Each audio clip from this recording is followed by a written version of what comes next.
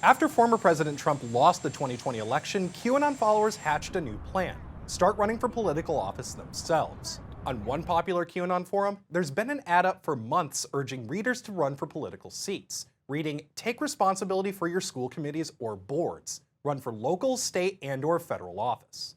The call to action has been met.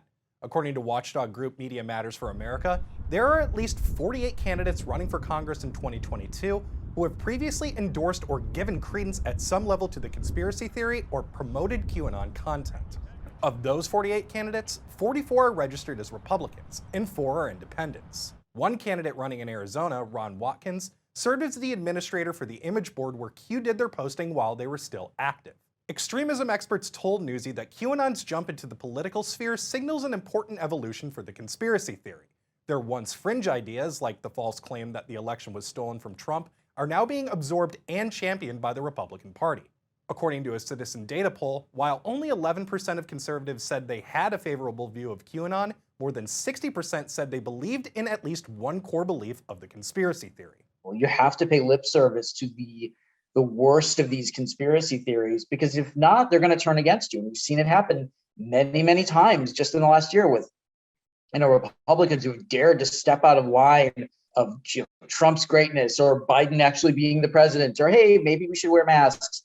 They get swarmed with people looking to start primary challenges against them. GOP candidates will at least have to acknowledge their difference from, or where they either converge with or differentiate themselves from things more associated with QAnon. And I don't think the tactic that they've had in the past, which is just to say like, oh, they're just so extreme. I mean, they haven't been saying that. I mean, as you said, like over 50% share some of those beliefs about the election.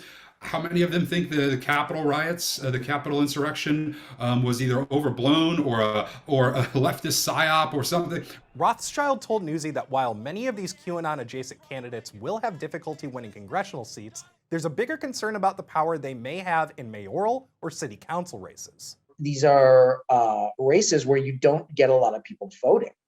And if you get some name recognition and get some viral media off a rant that you delivered at a city council meeting, and then you run for city council based on that, you've got a better chance of winning. All in all, Rothschild told Newsy that if QAnon-believing politicians end up on our school boards or local governments, it could ultimately normalize the main talking points of QAnon and cause people to lose sight of the fact that they were originally rooted in a conspiracy theory.